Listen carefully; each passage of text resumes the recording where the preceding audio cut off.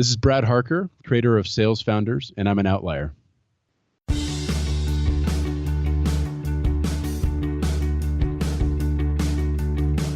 Welcome to Outlier on Air with Ever Gonzalez, the show where we interview the founders, disruptors, and mavens of the world. Learn how grit, failure, and success are all a part of the entrepreneurial journey. Hey everybody, welcome to Outlier on Air, the podcast where we interview founders, disruptors, and mavens. As always, I'm your host, Ever Gonzalez. On today's episode, we have Brad Harker, author, speaker, and creator of SalesFounders. Brad, welcome to the show. Hey, it's great to be here. Thanks, Ever. Yeah, this is the second round for you, right? You've been on the show before. We had a great experience. It was a very positive episode, and our audience received it and they engaged with it. So having you back on because you're working on a few different things was a no-brainer. So thanks for accepting our invitation and being back on the show. Of course, appreciate it. Thanks. Now we go back a little ways, right? I'm just trying to paint the picture for our audience, for those that are new to the show or new to you. We both live in the same city. We've had you present to our outliers in the past with at our events, and obviously, like I mentioned before, it's always well received. And so we go back a little ways now, and you're continuing to grow, and you're continuing to do a lot of cool things. Right now, let's talk about where your mind is. What's the next 2 months going to look like for you right now? It's an exciting 2 months. So 30-second background, when we first met, I was just really tapping into the consulting space. I had been an entrepreneur, and I'd been in sales, real estate as well for the majority of my career, and always knew that I was going to get into the consulting space. But it's been really interesting the last couple of years. I think every entrepreneur listening can empathize with this, is the pivots and the way that we evolve. And, the past year has been absolutely thrilling for me. I've been in a software startup for a while and focusing specifically on helping them build sales growth and scale. And it just completely shifted the perspective for me in the power and the importance of sales consulting and the needs that startups and entrepreneurs have there. And so the last year has been this just organic, like forcing me into this space of coaching and working with entrepreneurs. And it's all kind of culminated in the last couple of months here. And so in answer to your question, we're right in the middle of launching the new podcast, SalesFounders, and we are really trying to, we're establishing more of a presence for entrepreneurs outside of, just the consulting scope to really start tapping into some of the curriculum and the opportunities and the coaching that we have available for them. So in the next 2 months, we're going to be putting out more and more episodes. We've got some exciting VCs that we've been interviewing, fantastic entrepreneurs, and man, it's an exciting journey. So, you're a serial entrepreneur. Your background is in sales, very strong in building sales teams and helping them grow and develop it in the manner that they need to grow and develop for the specific client. But your background is very unique and very niche for the most part. I mean, again, you're a serial entrepreneur, but sales is the livelihood, the blood of a lot of these startups, right? With your history and the things that you got going on now, what's the perfect client for you right now? Who do you want to reach out to right now that you're kind of in this new phase of helping entrepreneurs with SalesFounders? Yeah, what's interesting is there's really two. When you take the startup process and, the 7 million startups that we see in the U.S. every year, there's a few different classifications of entrepreneurs and founders that would probably make up those 7 million. And I kind of see two primary groups that I often see needing the most help. And I see technical founders, and then I see more sales-oriented founders or business-oriented founders, maybe the ones that would potentially outsource the development of their product or service. And initially, I thought my focus was technical founders because they're typically the ones that seem to polarize most with anything that has to do with selling. They like to focus on developing the product, improving it, and if it doesn't hit and it doesn't work and it doesn't gain that initial traction, they're the ones that will typically go out and raise more capital or try and import a sales, guru, praying that he's going to bring with him a sales and a scalable strategy. and it typically doesn't work very well. And that was kind of where I was initially focusing, because those were the clients that were reaching out to me the most. And I enjoyed working with them because they were the ones that could very quickly assemble, a system and code it, whatever it was. They could build things around the strategies that we were putting in place. But I've also had a number of more sales-minded entrepreneurs reach out to me, and I realized that they have their own unique set of challenges, and theirs are typically avoidance of the structure. I can sell anything, so I'll sell it, and then eventually I'll build the business to support it. But sometimes there's so much technical debt that's involved in that, or they have no business model, at least not a profitable one, and they have their own equally challenging problems that they have to face. And so for me, I think I really focus on entrepreneurs that have at least kind of arrived at a minimum viable product. They have a solution, and they hopefully they have gone out and they've tested it. Maybe they've sold it, and that's ideal for me if they have actually tried to get out to the market with it. But that to me is really where I can come in and make a difference. And sometimes we go back a little bit in the process and we talk about the validation and the feedback they've had from the customers, but really that's where the magic happens. And that's where we need to start talking about how do we connect this solution with the customer. And that starts with, who are they? What do you offer? What's their pain point? How do you solve it?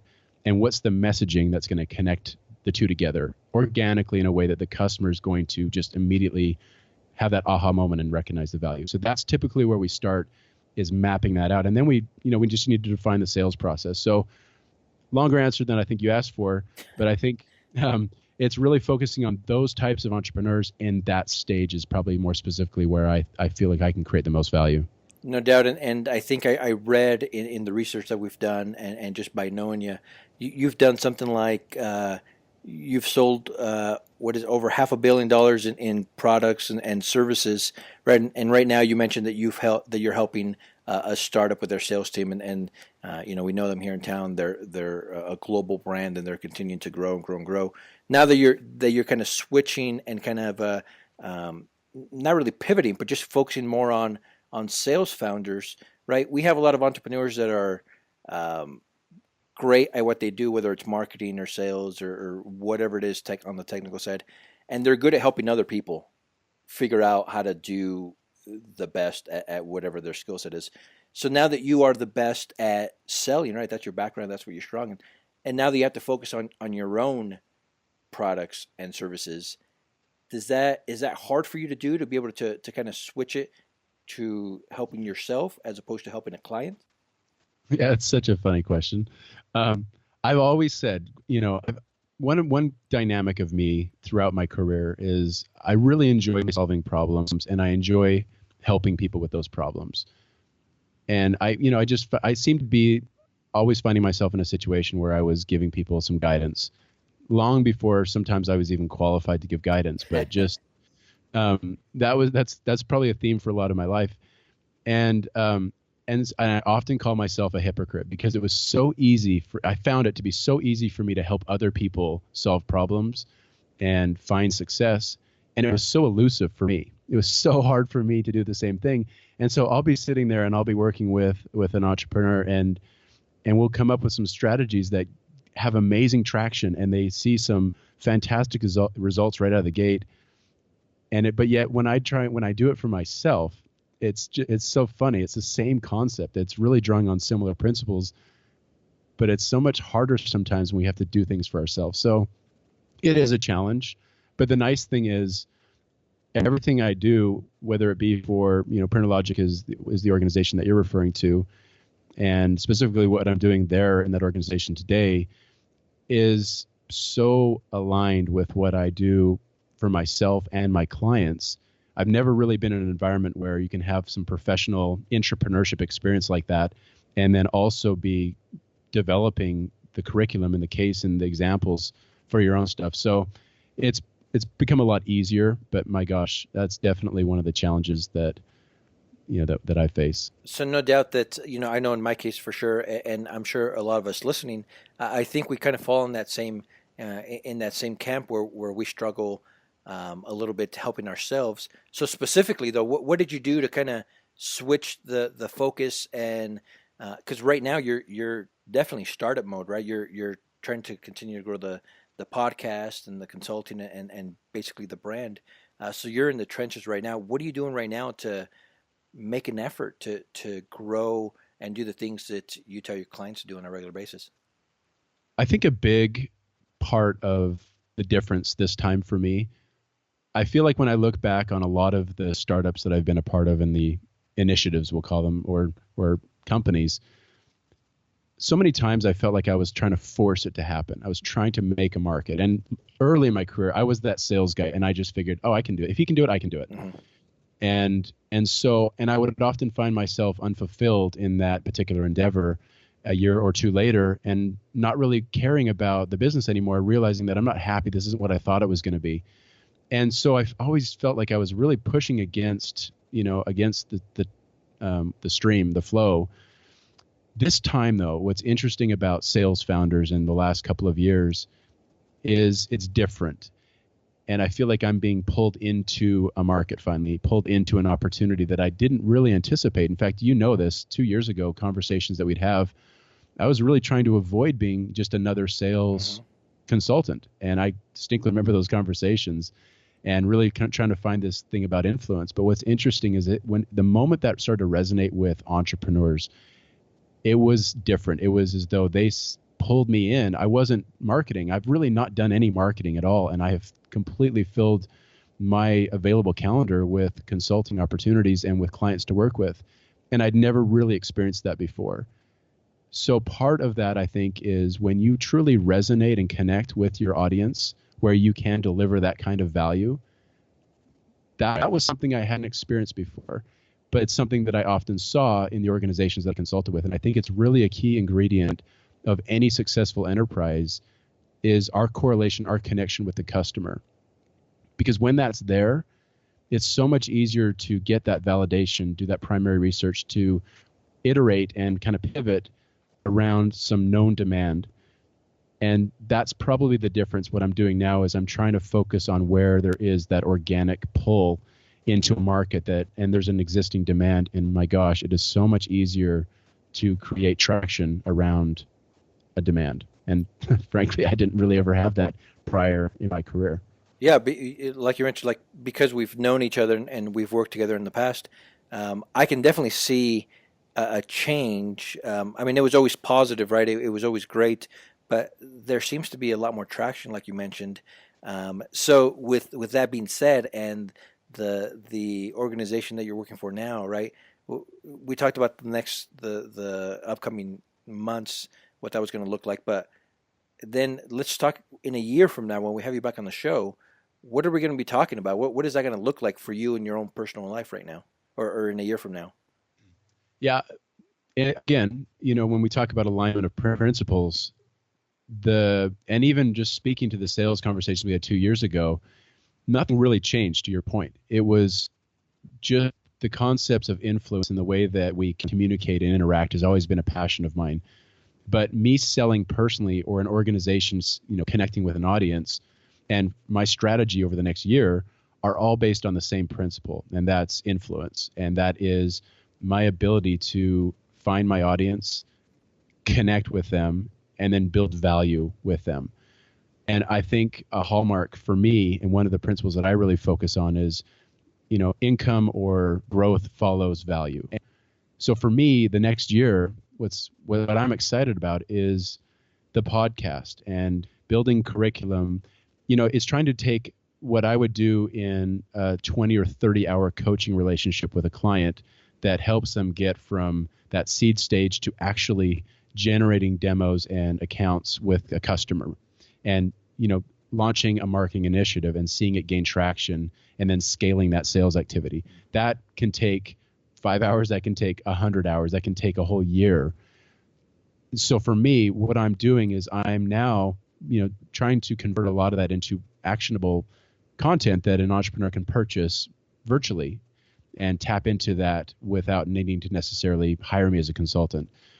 It's also me tapping into the podcast and saying, who are the thought leaders and who are the entrepreneurs that we need to pay attention to, and we can tap into their experiences, their stories, and see how they bridged what I call the sales gap, the startup sales gap between seed and scale, just pulling in as much of that content as I can, establishing myself to the millions of entrepreneurs who are in that place, who are struggling in that place, to be a resource for them and be incredibly valuable in the content and the solutions that I provide and the support. And in a year from now, we're going to be talking about, a year's worth of really exciting episodes on the podcast. We're going to be talking about some exciting programs, a mastermind group, things that are there for entrepreneurs to be able to tap into, and perhaps just a bigger footprint at that point. And that's going to be kind of rooted in value. And I've got stages 3 and 4, but that's where we'll be in a year. Very nice. Now let's jump into the podcast, since you mentioned it a little bit. What kind of guests do you have on the show? What's the format of the podcast, and who should be listening? Yeah, fantastic.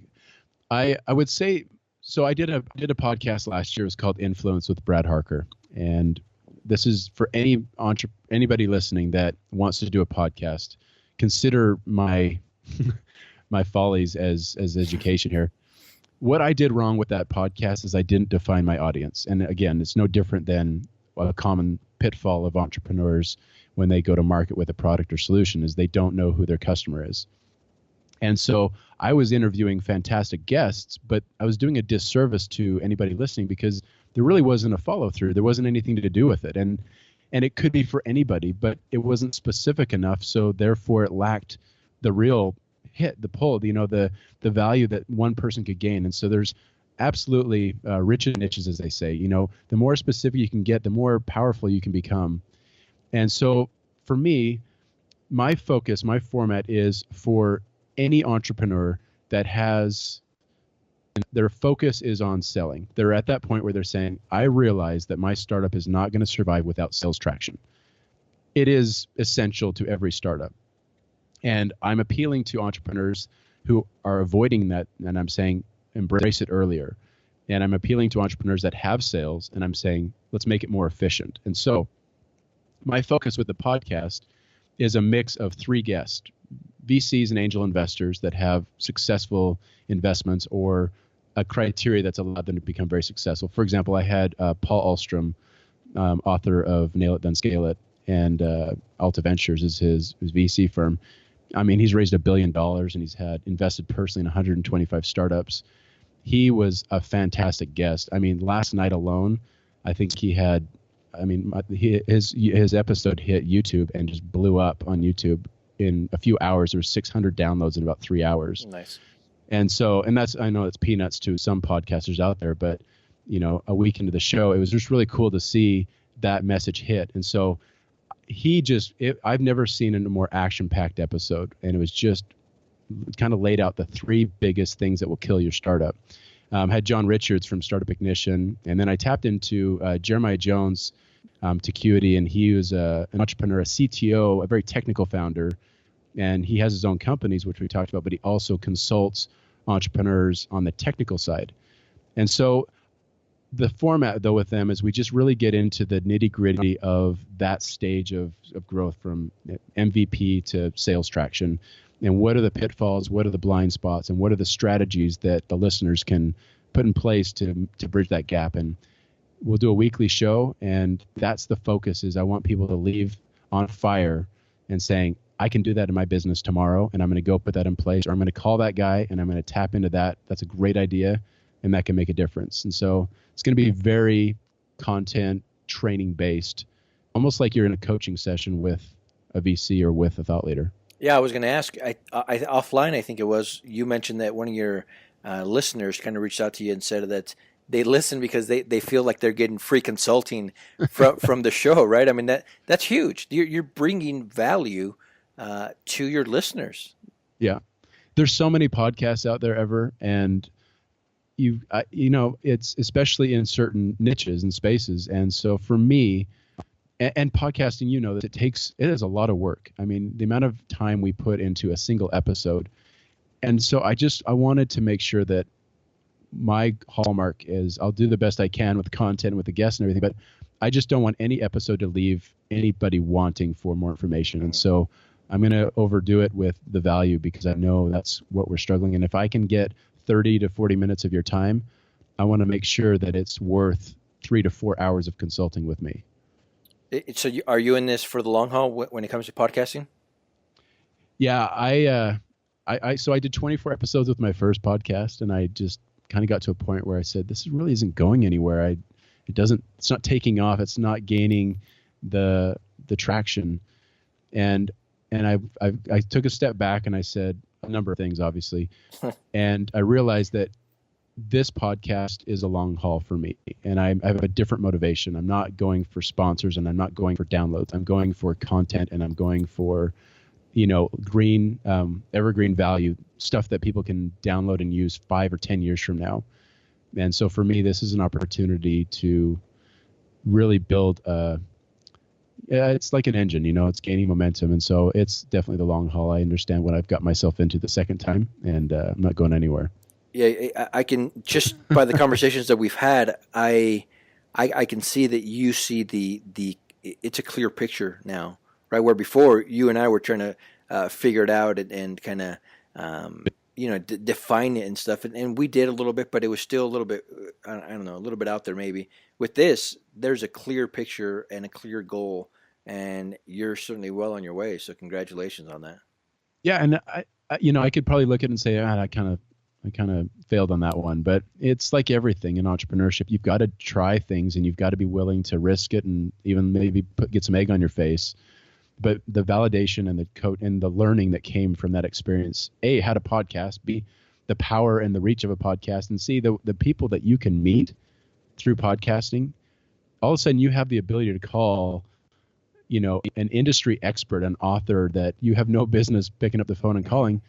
And it creates a medium for you to be able to interact with them and have a conversation that can be immensely valuable for people that you are trying to help. I can certainly, beautiful thing. I can certainly back that. One of the things that we do, we get asked all the time, if we make money from the podcast, and my answer is, I don't make money off of the podcast, but we make money because of the podcast and the connections that we make, and the networking part of this whole thing is a big reason, right? It's a whole lot easier for us to be able to call somebody that we have no business calling and saying, hey, I would love to have you on our show.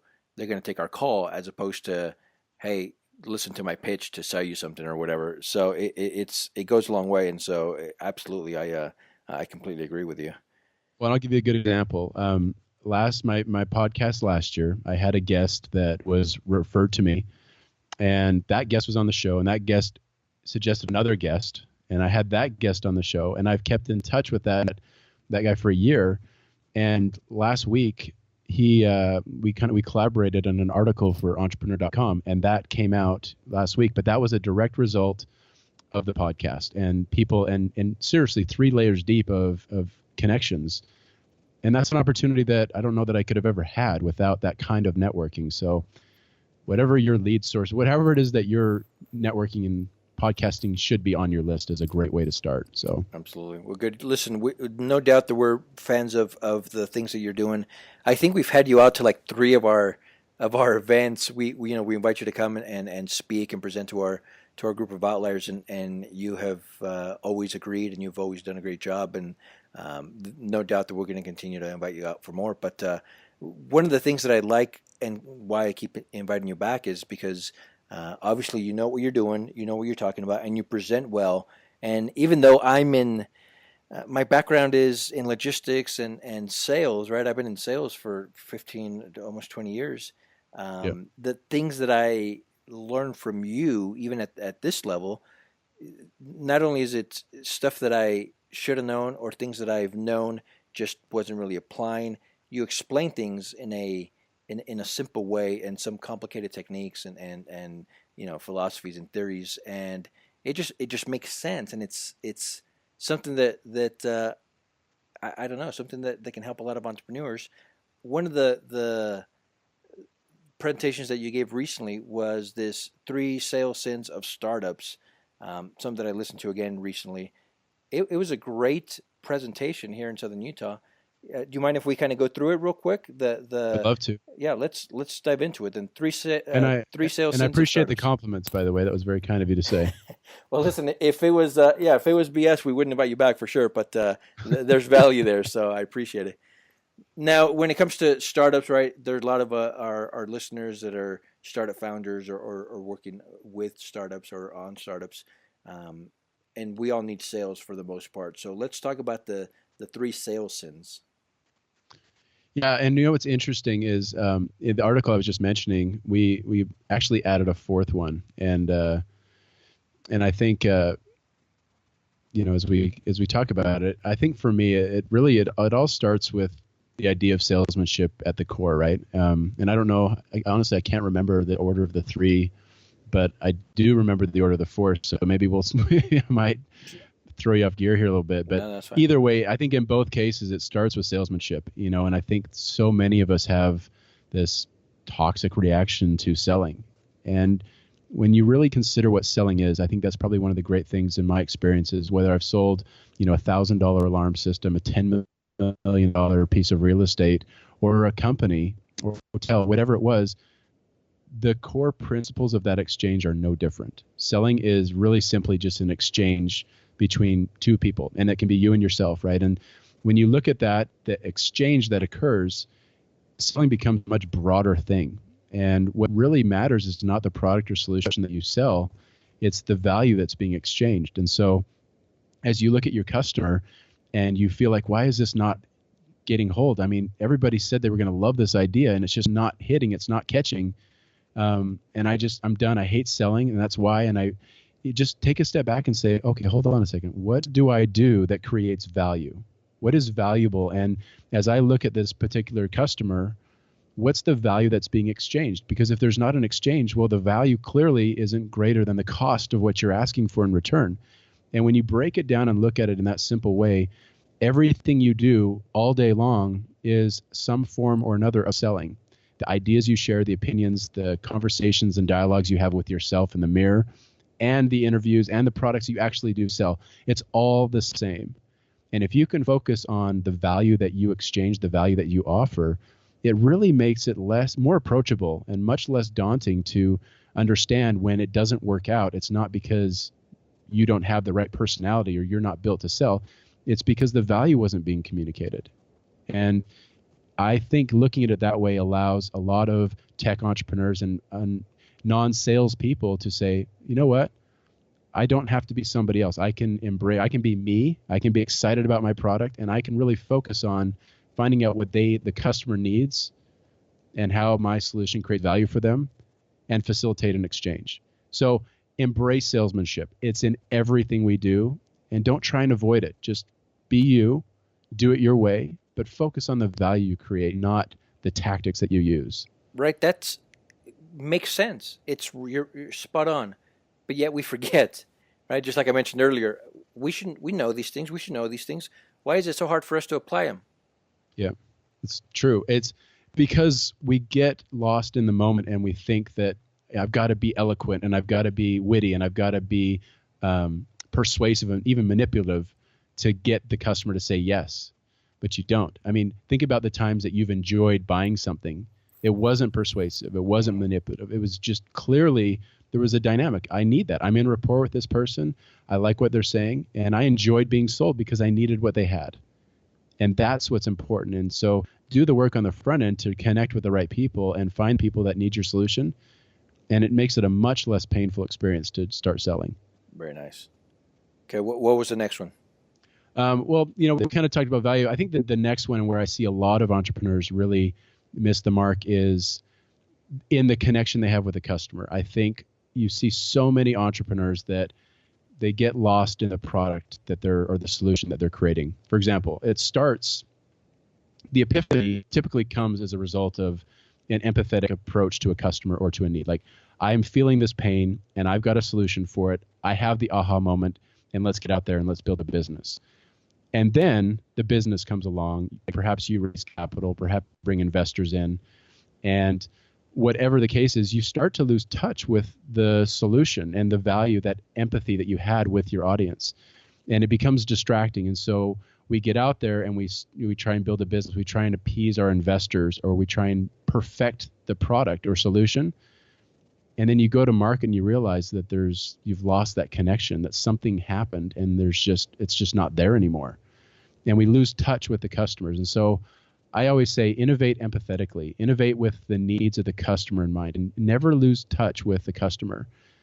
You can embrace salesmanship early in the process and keep the customers involved. I mean, Jeremiah Jones, he was on the podcast, and he says, I get no less than 50 customer interviews before I go to market with a product or solution. Really? I need to find out what they have to say. And that's market validation. You need to go through that process, and it's not selling. It's just getting that honest feedback. But I think sometimes we get so focused on what we want to hear the customer say and what we want it to be and what we think it should be, that we stop paying attention and listening to the customer. And then when it comes time to connect with them, we've missed the mark. We're not even close anymore.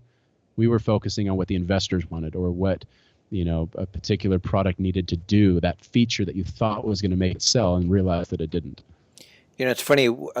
I've been running Outlier for so long, and my own logistics companies, that I have done things that I was building things and creating things that I thought that I certainly liked and wanted and thought were needful. But I forgot that process right there. I forgot to ask to see if anybody else was willing to pay for it or buy it or use it. And it's so easy to get lost in our own head and lose touch. Very important. I love that. Okay, what's the next one? And the third one is, it never surprises me when I go and meet with a new client. And one of the first things I'll ask them to do is say, tell me about your product and how it works. And then I'll say, walk me through your sales process, assuming they've had sales, right? And I'll say, walk me through your sales process. And I try and get them to go up on the whiteboard. And I cannot believe how many of those companies cannot define their sales process. And that seems silly, like, well, we go through these stages, but they don't have a defined system. And so what happens in that process is, if you don't understand your sales cycle, it becomes very difficult to make good decisions. For example, when I go to this particular trade show and I generate leads, what's my conversion rate? Well, if I don't have a consistent funnel for the customer to go through, I have no idea. I'm guessing. I don't know if that was a good show or not. I don't know if I should have spent that 30 grand or not. Or if I go and I buy 1,000 cold call leads, I need to be able to track the performance of that lead through a cycle or system or funnel, whatever you want to call it, and measure it out. And so you need to start early, and you need to map out your sales process, and you need to create a structure that you can build a system around. You're going to need a CRM to manage all these people, and you want to track the customer along the way. And so I think a lot of entrepreneurs get way too far into the sales system, the sales cycle, without really building some structure and a system that can be scalable.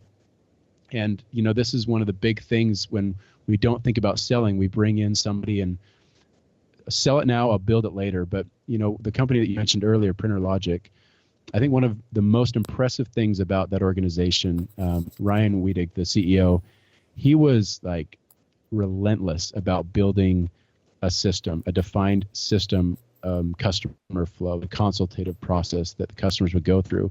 And he started tracking early every single metric. What is the lead to demo, demo to trial to close, demo to close, everything, right? And so he would know down to 100% how effective a particular lead or activity was relative to another. And the decision-making power that he gained from that, and the way that he was able to bring in, new staff and scale the organization, it was so much fun for me when I got involved, because I tapped into that data and I could learn quickly where there were inefficiencies and where there was opportunities to grow. So start early, map it out, like really pay attention to what's your solution, what's the value it provides, who's your customer, what's their pain, and what is the system that you can follow to carry them through a sales cycle, and how can I make that replicatable, scalable, and then I think you have the opportunity to really scale your organization. We talk a lot about premature scaling. A great resource is the Startup Genome. And, when you really look into the facts and figures of that, sometimes you feel like you're ready to sell, and you go out there and you gain some initial sales traction. And a lot of times they actually come out hotter than other organizations that are ready to scale. But inevitably, in time, those organizations fizzle quickly and they fail, and they never hit certain benchmarks because they weren't quite ready to go. They didn't have that system that could support them when they started to gain that traction. with the work that you do with the entrepreneurs that you help, right, with the podcast, with the consulting, you've seen a lot of entrepreneurs at different levels. Those starting off, those that are certainly well on their way. Um, from all of that, can you tell if are entrepreneurs born or made? Can you help somebody with no sales skills be able to get into the right, mind frame and have the right skills? Can that be learned? And not just learned, but like learned and really be effective in sales? The answer is yes. And the reason I say that, I struggled as an entrepreneur on the opposite end of the spectrum, from the technical side and the organizational side, if you will. And what I've learned, and I've coached, I was in direct sales. I've trained well over 1,000 sales reps to sell door to door. As an example, not even entrepreneurs, but sales training. I've taught at the university a sales course, and I've seen the best, the most natural, and I've seen the worst. And one of the things that, especially you take a tech startup, like a very technical product, and I actually was kind of experimenting, and I was curious to see if I could take somebody right out of school, right out of college with no sales experience, and could I teach them how to sell? And how quickly could we spin them up on a very difficult sale? And I honestly, I tell you, I believe that it's all in the process. It's a system. And if you can focus on the fundamentals and be yourself, and obviously there's things you need to understand the product you sell. You need to be able to understand the organization or the industry that you're in, so you can, create empathy and rapport with the customer. But without question, in the same way that there's a system to validate your business and prove that you have a viable startup, a viable model, there is also a system to sell it. And if you don't enjoy selling, that's fine. But you can establish the system by which you can bring in sales talent, and they can follow through in that system and sell. But I honestly believe that every single person that's listening to this podcast has sold something in their life. And even in the most desperate moments, whether it was, you needing to be the first guy in the line at the bathroom on the airplane after the drink cart goes, which I've been there, or whatever that was, there comes of moments of desperation in our life where we have to sell, and we do very well. And it may not have been pretty, but you got it done, right? And so what I'm saying to you is that can be replicated. If you've sold your product once, you can sell it again, and we can build a system to scale that as high as far as you can go with it.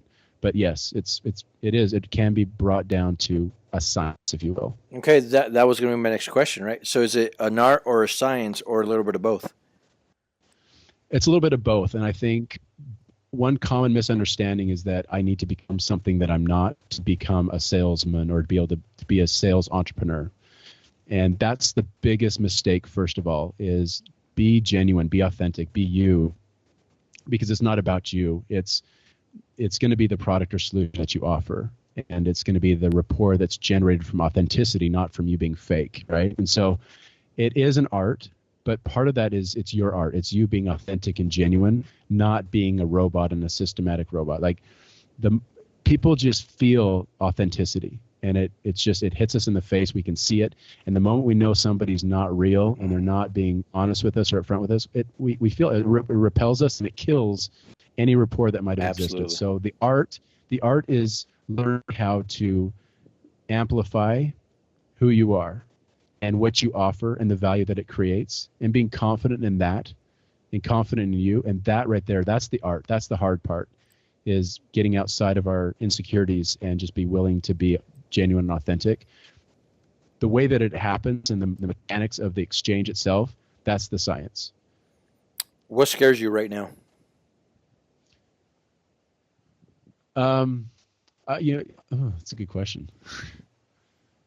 What scares me right now? Right, a lot of the people that clicked on this episode, clicked on it because there's some sort of sales something on the title. So either they want to get into sales, or they want to get better at sales. And when people try to do that, a lot of us are afraid of selling anything, like you mentioned earlier.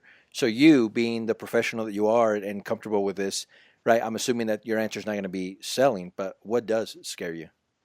Yeah, no, you're right. I think what scares me is, for me, I'm a dreamer. Like I think big and I want to make a difference. When I think about, the role that I play in the world and where I can create value, I mean, this is definitely a stage in a long story that I have that I've kind of laid out in my mind. And for me, I think the fear is doing it wrong and, my fear is I don't know. That's a really difficult question for me.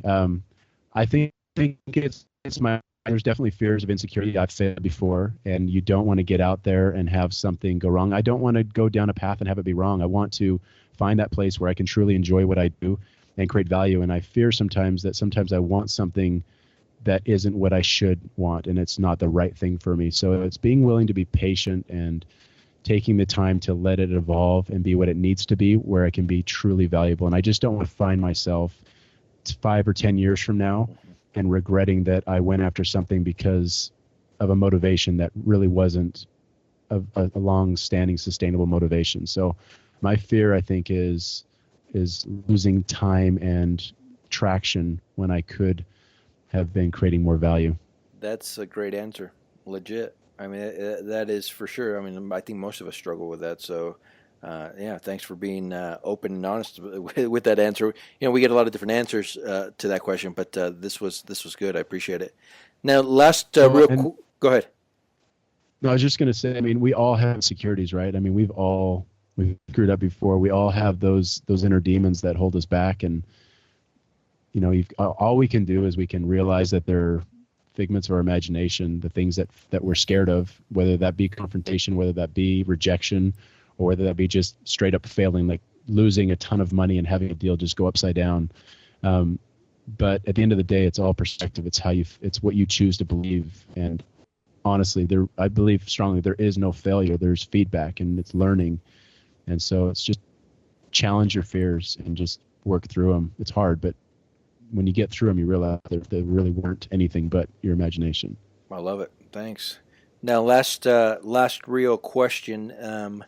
We read a lot of books on a lot of different topics, particular sales, because I have you on the show. But with other coaches and books and just different trainings that maybe we've done, there's a lot of information out there. A lot of things that are said that need to be followed, a lot of rules, a lot of system, a lot of all that stuff.